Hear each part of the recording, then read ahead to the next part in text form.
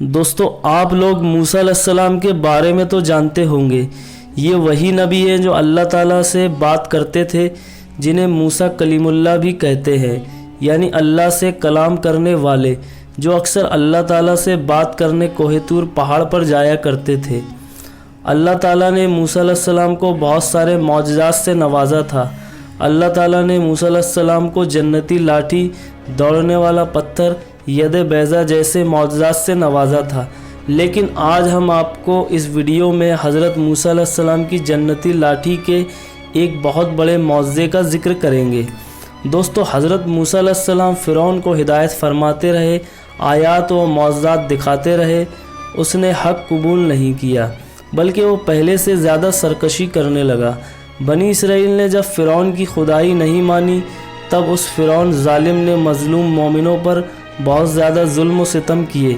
دوستو، آپ کو بتاتا چلوں، اسی دوران اللہ کے نبی موسیٰ علیہ السلام پر وحی نازل ہوئی۔ اللہ تعالیٰ کا حکم ہوا کہ آپ اپنی قوم بنی اسرائیل کو اپنے ساتھ لے کر مصر روانہ ہو جائیں۔ دوستو، حضرت موسیٰ علیہ السلام اللہ تعالیٰ کے حکم سے بنی اسرائیل کو اپنے ساتھ لے کر رات میں مصر روانہ ہو گئے، لیکن جب فرعون کو یہ بات پتہ چلی تو وہ بھی اپنے لشکر کو لے کر بنی اسرائیل کی گرفتاری کے لیے چل پڑا۔ جب فرعون کا لشکر بنی اسرائیل کے لوگوں کے قریب پہنچا تو بنی اسرائیل کے لوگ خوف سے چیخ پڑے کہ اب ہم فرعون کے ہاتھوں گرفتار ہو جائیں گے۔ دوستو، بنی اسرائیل کے لوگوں کی حالت بہت نازک ہو گئی، کیونکہ ایک طرف فرعون کا لشکر اور ایک طرف موجیں مارتا ہوا دریا۔ اس پریشانی کے عالم میں موسیٰ علیہ السلام بے فکر تھے اور بنی اسرائیل کو تسلی دے رہے تھے۔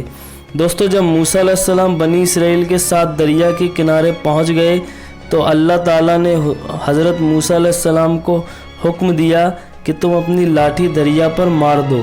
جیسے ہی حضرت موسیٰ علیہ السلام نے دریا میں لاٹھی ماری تو فوراً دریا میں 12 راستے بن گئے اور بنی اسرائیل ان راستوں پر چل کر سلامتی کے ساتھ دریا پار کر کے نکل گئے۔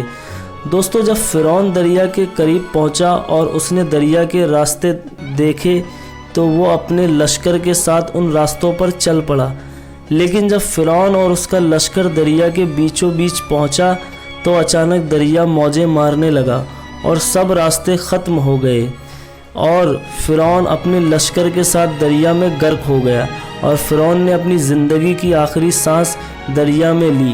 دوستو، ایسی ہی اسلامک ویڈیوز کے لیے ہمارے چینل کو سبسکرائب لازمی کریں اور ساتھ ہی بیل آئیکن کو پریس کر دیجیے۔ شکریہ۔